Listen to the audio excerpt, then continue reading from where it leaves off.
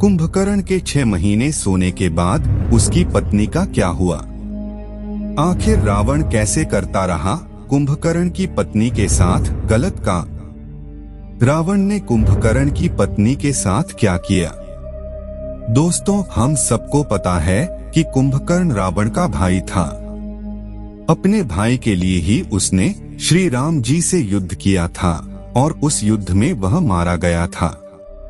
लेकिन दोस्तों, क्या आपको कुंभकर्ण के बारे में और कुछ पता है? या फिर कुंभकर्ण की पत्नियों के बारे में आपको पता है क्या? अगर नहीं पता तो बता दें कि कुंभकर्ण की 2 पत्नियां इतनी शक्तिशाली थी कि वह अगर चाहती तो श्री राम जी को चुटकियों में हरा देती। जी हाँ, यह बात आपको चौंका सकती है, क्योंकि कुंभकर्ण की पत्नियां कोई आम स्त्री नहीं थी। वो बहुत ही शक्तिशाली थी और कुंभकर्ण के बच्चे उससे भी बड़े योद्धा थे। आज के इस वीडियो में हम आपको कुंभकर्ण के बारे में वह जानकारी देने वाले हैं जो आज से पहले आपने किसी से नहीं सुनी होंगी। साथ ही हम आपको ये भी बताएंगे कि कुंभकर्ण जब 6 महीने सो जाता था तो उसके सोने के बाद उसकी पत्नियां क्या करती थी। दोस्तों, रावण एक महाज्ञानी और महायोद्धा था। कुंभकर्ण भी रावण की तरह महाज्ञानी और महायोद्धा था, लेकिन श्राप के कारण उसकी शक्ति क्षीण हो गई थी। जब बैकुंठ लोक में कुंभकर्ण और उसका भाई रावण जय और विजय के रूप में विष्णु जी के द्वारपाल थे, तो उस दौरान उन्होंने कुछ ऋषियों का अपमान किया था, जिसकी वजह से उन्हें श्राप मिला और उसी श्राप की वजह से जय और विजय का जन्म राक्षस योनि यानी कि रावण और कुंभकर्ण के रूप में हुआ, जिसके बाद उन्हें अपने पिछले जन्म का आधा भाग याद ही नहीं रहा था। बस उन्हें विष्णु जी के द्वारा बताई गई यह बात याद थी। इस राक्षस योनि से मुक्ति पाने के लिए उन्हें भगवान के हाथों से मरना पड़ेगा, तभी उनका उद्धार होगा। कुंभकर्ण एक ज्ञानी था और साथ ही वो सही और गलत की अच्छी समझ रखता था। उसके मुताबिक अगर उसे किसी चीज की सजा मिली है तो उसे वो भोगनी पड़ेगी। लेकिन रावण चालक था। उसका जन्म एक ब्राह्मण के घर में हुआ था। ऋषि विश्रवा उसके पिता थे। उसकी माँ एक राक्षसी कुल की थी, जिसकी वजह से रावण और कुंभकर्ण दोनों में राक्षसी कुल के काफी लक्षण थे। रावण दुनिया पर राज करना चाहता था, लेकिन कुंभकर्ण को वापस स्वर्ग ही जाना था। उसे मृत्युलोक नहीं अच्छा लग रहा था। दोस्तों, आप में से कई लोगों को नहीं पता होगा कि मृत्युलोक किसे कहते हैं, तो बता दें कि मृत्युलोक पृथ्वी को ही कहते हैं। कुंभकर्ण को कुछ समझ नहीं आ रहा था कि आखिर वो क्या करे। इसलिए उसने अपने भाई रावण से पूछा कि उन दोनों को वापस स्वर्ग लोक में जाने के लिए क्या करना चाहिए। तब रावण ने कहा कि तुम चिंता मत करो, इस चीज का जल्द ही मैं हल निकालूंगा। दोस्तों, वाल्मीकि के द्वारा लिखा गया महाकाव्य रामायण, जिसमें साफ इस बात को बताया गया है, कैकसी ने अशुभ समय पर गर्भधारण किया था। इस वजह से कुंभकर्ण और रावण की विकृति पूरी तरह से राक्षसों वाली थी, जबकि कैकसी ने अपने पति से यह वरदान मांगा था कि प्रभु, मुझे ऐसे 2 पुत्र चाहिए जो शक्ति में देवों से आगे हो। अगर देवताओं से लड़ाई हो जाए तो मेरे पुत्रों ने उन्हें हरा दें। उसी के कुछ समय बाद ही रावण और कुंभकर्ण का जन्म हुआ था। रावण और कुंभकर्ण बचपन से ही बहुत शैतान थे। कुंभकर्ण अक्सर ऋषि मुनियों के यज्ञ में विघ्न डाला करता था। कभी वह उनके यज्ञ में मांस का टुकड़ा फेंक देता था, तो कभी उनके यज्ञ स्थल पर मरे हुए जानवर फेंक देता था। एक बार इन सारी चीजों से परेशान होकर ऋषि मुनियों ने इस चीज की शिकायत ब्रह्मा जी से की। ब्रह्मा जी को पता था कि ये कुंभकर्ण ऋषि विसर्वा का पुत्र है और बहुत जिद्दी है। इसलिए ब्रह्मा जी ने नारद से कहा कि आप कुंभकर्ण को कैसे भी कुछ देर के लिए शांत करें, उससे कुछ ऐसा करवाएं कि वो शांत हो जाए। नारद जी तुरंत ही कुंभकर्ण के पास प्रकट हुए और कुंभकर्ण से कहा कि आप क्यों इन ऋषि मुनियों से उलझ रहे हैं। आप खुद इतने बलवान हैं कि आप कुछ भी कर सकते हैं, बस उसके लिए आपको एक नया तरीका अपनाना पड़ेगा। अगर आपने वो कर लिया तो आप ब्रह्मा तक को जीत सकते हैं। यह सुनकर कुंभकर्ण की आंखों में एक चमक आ गई और उसने पूछा कि ऐसा क्या है जिसे मैं करके भगवान तक को हरा सकता हूँ। तब नारद ने कहा कि अगर तुम मदरांचल पर्वत पर तपस्या करके भगवान ब्रह्मा को खुश कर सकते हो तो भगवान तुम्हें उस तपस्या के बदले वरदान देंगे। कुंभकर्ण जब मदरांचल पर्वत की ओर बढ़ा तो उसने रास्ते में देखा कि बहुत ही सुंदर मनमोहक स्त्री उसके सामने से निकल गई। कुंभकर्ण ने उसे देखते ही अपने सोचने समझने की शक्ति खो दी और उसके पीछे चल पड़ा। वो लड़की कोई और नहीं बल्कि ब्रजज्वाला थी। ब्रजज्वाला को माया कन्या भी कहा जाता है क्योंकि उसके पास कई मायावी शक्तियां थीं। कुंभकर्ण ब्रजज्वाला के पीछे पीछे चलते हुए उसे आवाज देने लगा। उसने कहा, सुंदरी तुम कौन हो? मेरा हृदय तुम पर आ गया है, मैं तुमसे विवाह करना चाहता हूँ। ब्रजज्वाला कुंभकर्ण से करीब 2000 साल बड़ी थी क्योंकि वो मृत्युलोक में तब से थी जब भगवान विष्णु ने धरती को 3 पग में नाप लिया था। ब्रजज्वाला को मृत्युलोक में इतना समय एक श्राप की वजह से बिताना पड़ा था। उसी समय कुंभकर्ण ने ब्रजज्वाला से विवाह किया और दोनों ने कुछ समय साथ में बिताया। इसी दौरान कुंभकर्ण ने उसे अपनी तपस्या के बारे में बताया और वह मंदराचल पर्वत पर तपस्या करने के लिए आगे निकल पड़ा।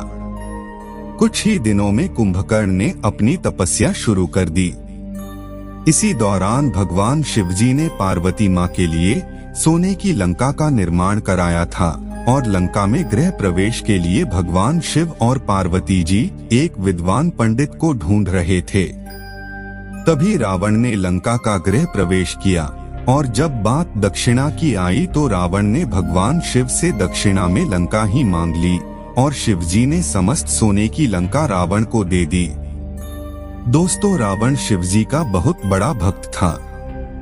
उधर रावण ने अपना बसेरा लंका में कर लिया और वहां उसने सारे ग्रहों को अपनी लंका में बांध लिया। उसने सबसे पहले शुक्र ग्रह को बांधा क्योंकि शुक्र ग्रह विलासता, स्त्री सुख और धन संपदा का कारक है। सबसे आखिर में उसने अपने भाई कुबेर को अपने पास बंदी बना लिया ताकि उसके पास धन संपदा की कमी ना हो।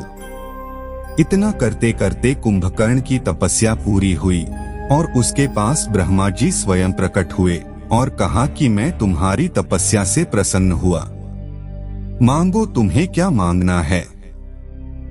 ये सारी चीजें पहले से ही तय थी, इसलिए ब्रह्मा जी ने सरस्वती जी से कहा था कि जब कुंभकर्ण मुझसे वरदान मांगे तो तुम उसकी जीभ पर बैठ जाना या फिर उसकी बुद्धि फेर देना, क्योंकि जो कुंभकर्ण मांगने वाला है अगर वो उससे मिल गया तो वो पूरी सृष्टि में हाहाकार मचा देगा। कुंभकर्ण भगवान से इंद्रासन मांगना चाहता था लेकिन सरस्वती माता की वजह से उसने निद्रासन मांग लिया। आपको बता दें कि निद्रासन का मतलब होता है हमेशा सोते रहना। इस वरदान के हिसाब से कुंभकर्ण हमेशा सोता रहता, लेकिन यह बात रावण को पता चली तो उसने ब्रह्मा जी के पास जाकर उनसे बात की। इस वरदान के हिसाब से तो मेरा भाई कुंभकर्ण हमेशा सोता ही रहेगा। ये सब ब्रह्मा जी और माता सरस्वती की लीला थी। कुंभकर्ण मांगना इंद्रासन ही चाहता था क्योंकि उसकी इंद्र से दुश्मनी थी। काफी बात करने और समझाने के बाद ब्रह्मा जी ने अपने दिए हुए वरदान में बदलाव किया। कुंभकर्ण 6 महीने में मात्र 1 दिन जागेगा। कुंभकर्ण और उसके पहली पत्नी ब्रजज्वाला के 2 बच्चे थे जिसमें से एक का नाम कुंभ और दूसरे का नाम निकुंभ था, जो कि आगे चलकर एक बड़े राक्षस बने और इन दोनों भाइयों को माता शेरावाली ने मारा था। आप जब अपने घर में शेरावाली माता की आरती करते होंगे या फिर आपने कहीं आरती सुनी होगी, तो आरती में एक लाइन आती है, कुंभ निकुंभ विदारे महिषासुर धात्री। इस लाइन में कुंभकर्ण के 2 राक्षस बालकों का जिक्र किया गया है। इसके अलावा कुंभकर्ण की पत्नी ब्रजज्वाला को भगवान विष्णु जी से वरदान था, उसका बनाया हुआ हथियार सृष्टि का सबसे अच्छा और सबसे मजबूत हथियार होगा। इसलिए रावण ने उसे कुंभ ने निकुंभ के साथ लंका बुला लिया था। दोस्तों, निद्रासन का वरदान मिलने के बाद कुंभकर्ण सबसे पहले इंद्रलोक गया, लेकिन वहां इंद्र भगवान नहीं थे और अगले दिन अपने निद्रासन के वरदान के कारण कुंभकर्ण लंका पहुंचते ही वापस सो गया। दोस्तों, जब कुंभकर्ण इंद्रलोक से वापस आ रहा था, तभी उसने अपना दूसरा विवाह किया था। कुंभकर्ण ने दूसरा विवाह कर्कटी नामक राक्षसी से किया था, जो कि सह्याद्री की राजकुमारी थी। इसके साथ कुंभकर्ण का एक और भी बेटा हुआ। भीमासुर कुंभकर्ण की तीसरी पत्नी के बारे में कहा जाता है कि वो उसकी एक काल्पनिक शादी थी, मतलब कि वो शादी असल शादी नहीं थी, ना ही उससे कोई बच्चे थे और उस शादी के बारे में काफी सारी चीजें रहस्यमय है। कुंभकर्ण की पहली पत्नी ब्रजज्वाला लंका में हथियार बनाने का काम करती थी और खाली समय में तो कुंभकर्ण के लिए खाना बनाती थी, ताकि जब कुंभकर्ण 6 महीने बाद अपनी नींद से जागे तो उसकी पत्नी द्वारा बनाया खाना खाकर कुंभकर्ण की भूख मिट सके। दोस्तों, कुंभकर्ण की दूसरी पत्नी कर्कटी ने कुंभकर्ण से शादी के बाद अपने बच्चे को जन्म दिया और वापस अपने ही राज्य में रहने लगी थी और अपना राज्य संभालने लगी थी। कर्कटी अपने बच्चे को बहुत चाहती थी और उसे पता था कि कुंभकर्ण के भाई रावण और कुंभकर्ण की लड़ाई प्रभु श्री राम और लक्ष्मण से है। उसे लगता था कि इन सब में कहीं उसके बेटे को कुछ ना हो जाए।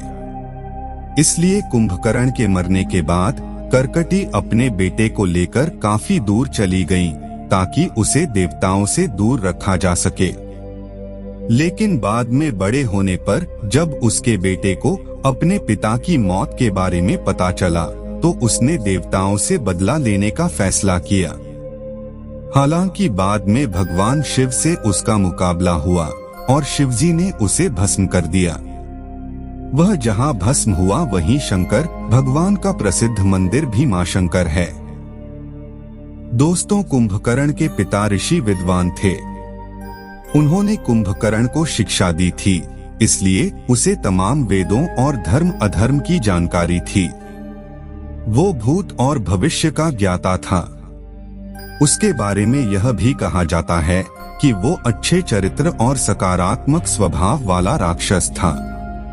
उसके बारे में यह भी माना जाता है कि वह एक महान लड़ाका था, उसे कोई नहीं हरा पाता था। हालांकि जब वो भगवान राम से युद्ध करने पहुंचा, तो वहां उसने बड़े पैमाने पर वानरों को मार दिया था। बाद में श्री राम के बाणों से उसकी मृत्यु हुई। तो दोस्तों, ये है कुंभकर्ण के बारे में कुछ वो जानकारियां जो शायद ही आज से पहले आपने किसी से सुनी होंगी।